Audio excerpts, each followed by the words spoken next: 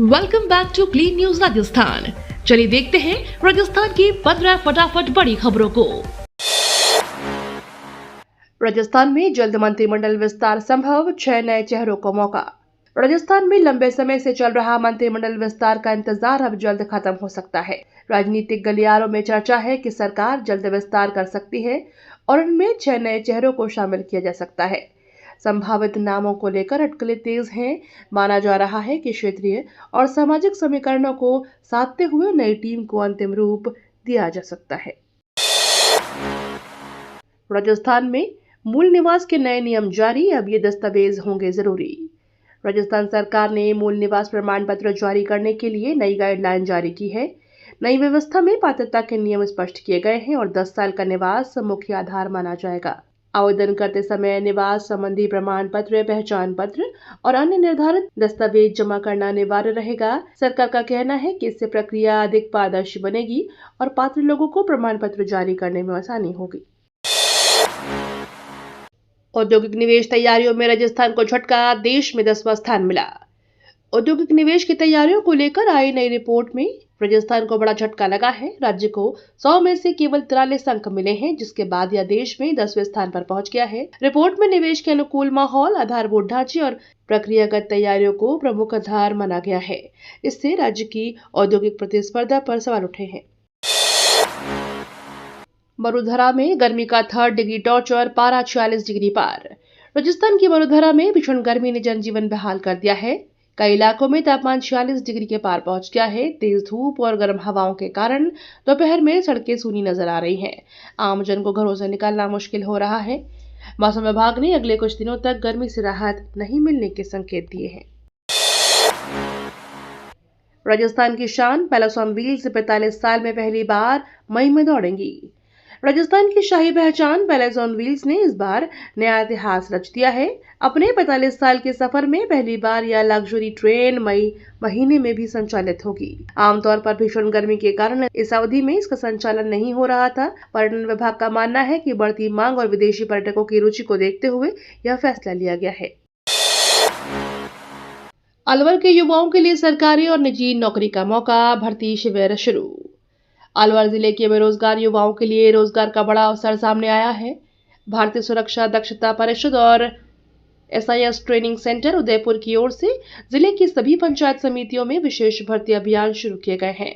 इन शिविरों में सरकारी और निजी क्षेत्रों में लोगों ने नौकरी के अवसर उपलब्ध कराए जाएंगे। आयोजकों का कहना है कि इसका उद्देश्य युवाओं को स्थानीय स्तर पर रोजगार से जोड़ना है।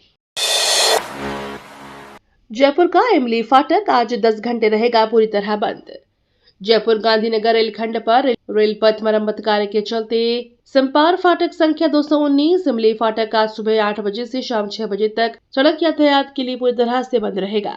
उत्तर पश्चिम रेलवे ने बताया कि यह अवरोध आवश्यक मरम्मत कार्य के कारण लगाया जा रहा है। यात्रियों और वाहन चालकों से वैकल्पिक मार्ग अपनाने की अपील की गई है। बाल अधिकार और संरक्षण योजनाओं की समीक्षा को लेकर बैठक आयोजित। बाल अधिकार और संरक्षण संबंधी योजनाओं की प्रगति की समीक्षा के लिए बैठक आयोजित की गई। बैठक में विभिन्न विभागों के अधिकारियों ने योजनाओं के क्रियान्वयन, बच्चों की सुरक्षा और लाभार्थियों तक सुविधाएं पहुंचाने पर चर्चा की। अधिकारियों ने निर्देश दिए कि योजनाओं का प्रभावी संचालन सुनिश्चित किया जाए। साथ ही बाल संरक्षण से जुड़े मामलों में त्वरित कार्रवाई पर भी जोर दिया गया। अजमेर दरगाह के चप्पे चप्पे पर NSG की नजर, सुरक्षा जांच तेज। अजमेर दरगाह की सुरक्षा व्यवस्था को लेकर गृह मंत्रालय ने सक्रियता बढ़ा दी है। सोमवार को NSG टीम ने परिसर के हर गेट, इमारत और CCTV नेटवर्क की गहन जांच की। टीम ने 2007 बम धमाके वाले स्थान का भी निरीक्षण कर सुरक्षा इंतजामों की जानकारी जुटाई। अहाता एनूर तक पहुंची टीम ने पूरे परिसर तक का जायजा लिया। मंगलवार को उच्च अधिकारी भी दरगाह का दौरा करेंगे। भीषण गर्मी बढ़ते ही जैसलमेर से शीतल शहरों की ओर पलायन तेज। जैसलमेर में बढ़ती भीषण गर्मी अब सिर्फ मौसम का असर नहीं रही, इसका असर शहर की सामाजिक और आर्थिक गतिविधियों पर भी साफ दिखाई देने लगा है। तेज तापमान के बीच कई परिवार अस्थायी तौर पर ठंडे शहरों की ओर रुख कर रहे हैं। बाजारों में रौनक कम हुई है और स्थानीय कारोबार भी प्रभावित होने लगा है। स्वर्ण नगरी में गर्मी ने जनजीवन की रफ्तार बदलनी शुरू कर दी है। पीएम की अपील पर जयपुर के सराफा कारोबारियों ने जताई व्यापार पर चिंता। प्रधानमंत्री की हालिया अपील के बाद जयपुर के सराफा कारोबारियों ने व्यापार और रोजगार को लेकर चिंता जताई है। कारोबारियों का कहना है कि अगर बाजार में खरीदारी प्रभावित हुई तो उसका सीधा असर छोटे व्यापारियों, कारीगरों और हजारों कर्मचारियों पर पड़ेगा। उनका मानना है कि सराफा बाजार केवल व्यापार नहीं बल्कि कई परिवारों की आजीविका का आधार है, इसलिए किसी भी बदलाव से पहले व्यापक विचार जरूरी है। वसुंधरा राजे ने दुष्यंत की पदयात्रा रवाना की, कहा किसानों का दर्द जमीन पर। वसुंधरा राजे ने झालावाड़ में दुष्यंत सिंह की पदयात्रा को हरी झंडी दिखाकर रवाना किया। इस दौरान उन्होंने कहा कि किसानों की असली परेशानी समझनी है तो खेतों और गांव तक जाना होगा। एसी कमरों में बैठकर उनकी पीड़ा महसूस नहीं की जा सकती। राजे ने कहा कि जनप्रतिनिधियों को जनता के बीच रहकर उनकी समस्याएं सुननी चाहिए, तभी सही फैसले लिए जा सकेंगे और भरोसा भी मजबूत होगा। आज यही संदेश पदयात्रा से दिया गया। राजस्थान के सरकारी शिक्षक 14 मई से प्रदेशव्यापी आंदोलन करेंगे। राजस्थान के सरकारी स्कूल शिक्षकों ने 14 मई से प्रदेशव्यापी आंदोलन का ऐलान किया है। शिक्षक संगठनों का आरोप है कि ट्रांसफर में देरी, गैर सांशोलिक कार्यों का बढ़ता बोझ और गर्मी की छुट्टियां घटाने जैसे मुद्दों पर सरकार लगातार अनदेखी कर रही है। शिक्षकों ने चेतावनी दी है कि मांगे नहीं मानी गई तो आंदोलन को और तेज किया जाएगा। इससे शिक्षा व्यवस्था प्रभावित होने की आशंका भी जताई जा रही है। दौसा में 31 अंडरपास स्वीकृत, 9 तैयार, जाम से मिलेगी राहत। दौसा जिले में रेलवे फाटकों पर लगने वाले लंबे जाम से जल्द राहत मिलने वाली है। यातायात व्यवस्था को सुगम बनाने के लिए रेलवे ने 31 नए आरयूबी यानी अंडरपास स्वीकृत किए हैं। इनमें से 9 अंडरपास बनकर तैयार हो चुके हैं। परियोजना पूरी होने के बाद शहर और आसपास के क्षेत्रों में आवाजाही आसान होगी और लोगों का समय भी बचेगा। पंचायत निकाय चुनाव टालने पर हाईकोर्ट सख्त, सरकार से मांगा जवाब। राजस्थान में पंचायत और निकाय चुनाव टाले जाने के मुद्दे पर हाईकोर्ट ने सख्त रुख अपनाया है। अदालत ने राज्य सरकार से पूछा है कि चुनाव समय पर क्यों नहीं कराए गए हैं। कोर्ट ने देरी के कारणों पर स्पष्ट जवाब मांगा है। इस मामले को लेकर राजनीतिक हलकों में भी चर्चा तेज हो गई है। अब सरकार की ओर से जवाब का इंतजार है। अनूपगढ़ में किसानों और व्यापारियों का शक्ति प्रदर्शन, सरकार को 3 दिन का अल्टीमेटम। अनूपगढ़ में किसानों और व्यापारियों ने बारदाने की कमी और खरीद अवधि बढ़ाने की मांग को लेकर जोरदार शक्ति प्रदर्शन किया। प्रदर्शनकारियों ने सरकार को 3 दिन का अल्टीमेटम देते हुए चेतावनी दी कि मांगे नहीं मानी गई तो आंदोलन को और तेज किया जाएगा। किसानों का कहना है कि मौजूदा व्यवस्था से मंडियों में परेशानी बढ़ रही है। व्यापारियों ने भी समर्थन देते हुए जल्द समाधान की मांग की है। 1 रुपए के विवाद में नाबालिग की पिटाई, पुलिस ने आरोपियों की परेड निकाली। 1 रुपए के मामूली विवाद ने हिंसक रूप ले लिया, जहां नाबालिग की बेरहमी से पिटाई हो गई। गंभीर रूप से घायल किशोर के इलाज के लिए अस्पताल में भर्ती कराया गया है। घटना के बाद पुलिस ने त्वरित कार्रवाई करते हुए आरोपियों को हिरासत में लिया है। इलाके में कानून का संदेश देने के लिए पुलिस ने आरोपियों की परेड भी निकाली। मामले की जांच जारी है और पुलिस अन्य पहलुओं की भी जांच पड़ताल कर रही है। जयपुर के अल्बर्ट हॉल में 51 चित्रों में दिखी सोमनाथ की गौरव गाथा।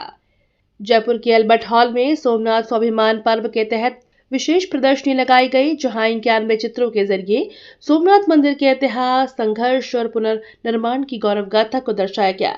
प्रदर्शनी देखने पहुंचे पर्यटकों ने मंदिर की सांस्कृतिक विरासत और ऐतिहासिक महत्व को करीब से जाना।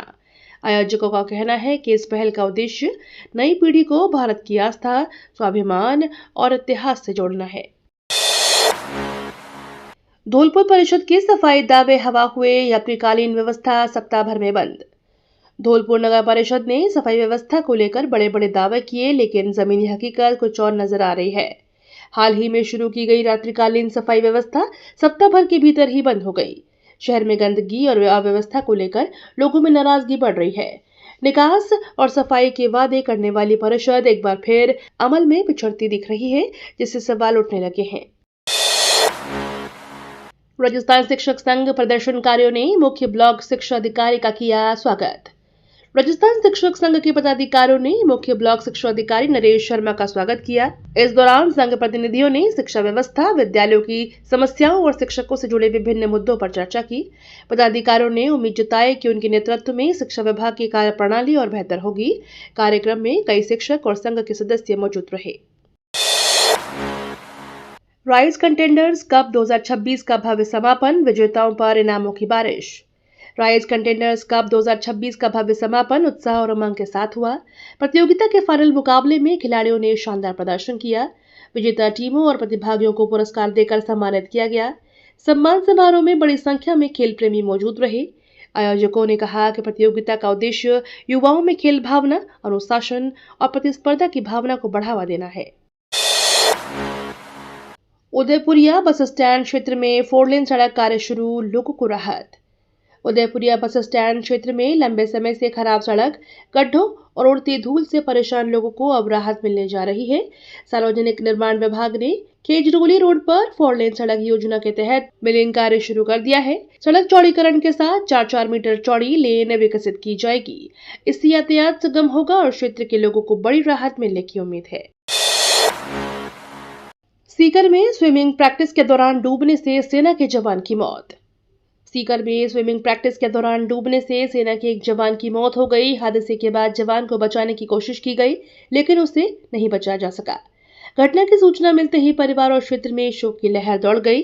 जवान का अंतिम संस्कार सैनिक सम्मान के साथ किया गया, जहां बड़ी संख्या में लोग श्रद्धांजलि देने पहुंचे। जल जीवन मिशन घोटाले में महेश जोशी न्यायिक अभिरक्षा, संजय बड़ाया रिमांड पर। जल जीवन मिशन घोटाले की जांच में बड़ा घटनाक्रम सामने आया है। पूर्व मंत्री महेश जोशी को अदालत ने न्यायिक अभिरक्षा में भेजा गया है, जबकि कारोबारी संजय बड़ाया को 3 दिन के रिमांड पर सौंपा गया है। जांच एजेंसियां दोनों से पूछताछ के जरिए वित्तीय लेन देन और कथित अनियमितताओं की कड़ियां जोड़ने में जुटी है। मामले ने प्रदेश की राजनीति में भी हलचल तेज कर दी है।